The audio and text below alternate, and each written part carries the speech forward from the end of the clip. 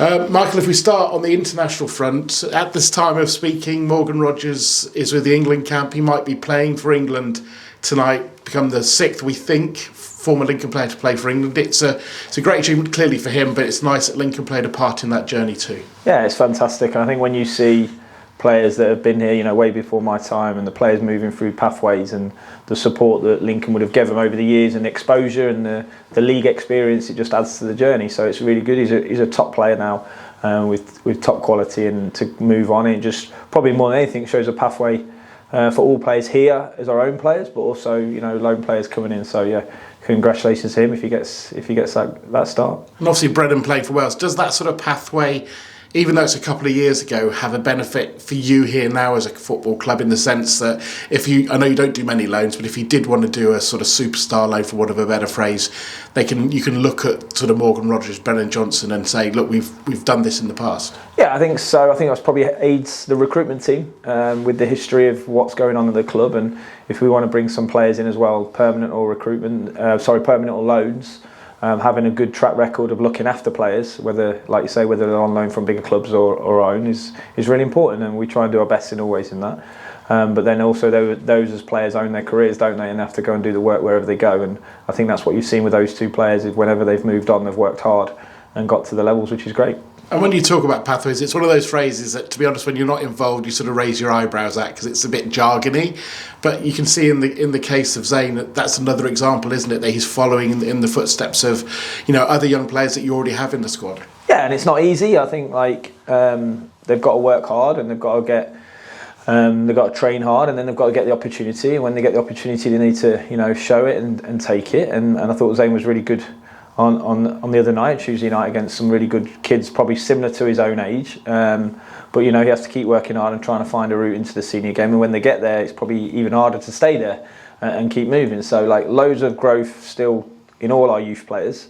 But we try as much as possible look after them. We work well with Callum and Sam in the 18s in the academy structure, and we bring them up. And today we've had them up training. So whenever we can use them or expose them, and the balance of that is really hard for first team managers sometimes to get that right. But we think we've got a really good process in how we get them up here and work with them. And like I said, Zayn's been with us for quite a bit of time, and we've got a couple of others that are working well as well. So it's really good to keep pushing the youth. I've always believed in young players, but I don't give minutes out for free either, so they have to work that. Just talk about injury situation. I appreciate you don't want to give too much away to your opposition, but what can you tell us of where you are with players? Yeah, we may have one or two coming back, and obviously you saw a couple more get 45 minutes on Tuesday night, which is great. So they're in contention for a bench or start, and then we may have one or two, maybe we'll touch and go with Freddie. So he didn't train today, but hopefully he might train tomorrow. So we're in the similar position, but probably, like I say, just one or two got minutes in their legs now, which is great.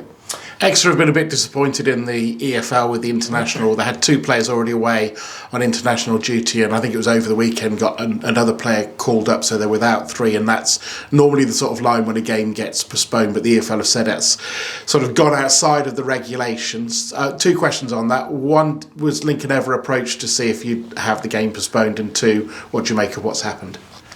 It's really out of my control, really, to be honest. It's the EFL rules, and they're there for everybody to see, and everybody knows them. Whether I agree or disagree is pretty irrelevant for me. But unfortunately, I think it's probably one of those rules that probably hurts them at this point. But for me, I think these things sort of even themselves up over a season. Whatever it is, I think you're always in situations as a club where you might not want to play a game, or you might want to play a game because you want to get your best players on the pitch. But ultimately, I think that these things do even themselves up. But yeah, I can't change the rules, neither can they, from where we are, regardless of what I think of it, really. So we've just got to make sure that that doesn't affect our preparation and our mentality into the game. And sometimes these things can galvanise a group on the other side of the fence, so we have to be careful about that as well, because the other side of the fence is that they'll obviously give opportunities to players who have not been playing who want to take a shirt, and sometimes that works in your favour as well. So I think there's a double-edged sword to it in one way. But yeah, it's definitely out of my control who makes these decisions. Do you think, though, in the long term, we might have to look at League One having regular international breaks like the Championship and the Premier League? Personally, I don't look forward to international breaks, but it feels like there's not that many games now in League One that manage to avoid them.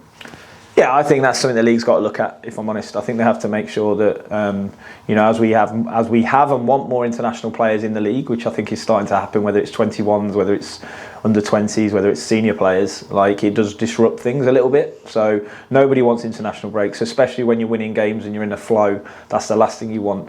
But at the same sense, like we need to make sure the competition is fair, which generally it is. But as more internationals land, I think you might see, just through nature and evolution, that League One becomes a set window as well.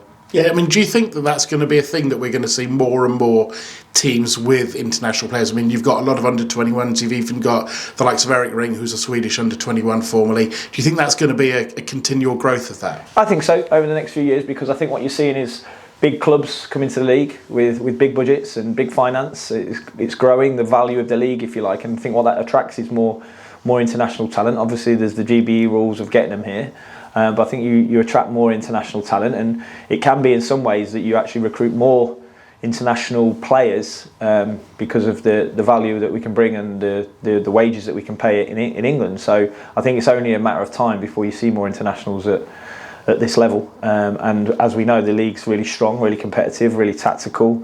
We're going to Exeter, a really good team. So I think it's a really good base for, if you like, under-21 players particularly to kick on into English football. We should mention, of course, you do have one player not available because of that. Rico's away at the moment. Yep, Rico's away, so he's gone into St Lucia. They've got a couple of big games and he's missed the other couple, and it was touch and go because of injury, and in the end we held him back on that one. It's probably now he's back fit and ready to go, and it's probably hard for us to hold him back on that. And if he gets through it, they're into a really good round against some big nations. So it's great exposure for us. It's great exposure for him. Yes, we'll miss him, and so we've got one down anyway. So it's not like we're going full strength. But yeah, good opportunity for him to show what he can do on the international stage. Looking at Exeter as a game, though, looking at their record, it strikes me it could be a pretty tight game. Yeah, it's going to be a really tough game. It's a really hard place to go. I've been there many years ago, but I've not been there in a League One game. It's a really tough place to go. The crowd are, really support their team, and I think it's a really well-run club, a great management, great players. But we've got to be on it. There's no doubt about it. Lots of teams go there and struggle to get points. They're really good. They can be direct. They can play. They have really good systems of shape. Whether they go 3-box-3, 3-diamond-3, whether they play with a back five, they can really change. Similar to us in a way, how we change in our ways. They do something very similar, not the same. So we know it's going to be a really tough game, and we're going to have to be on it regardless of who they put out. They're going to have a strong lineup and be really tough to beat at home.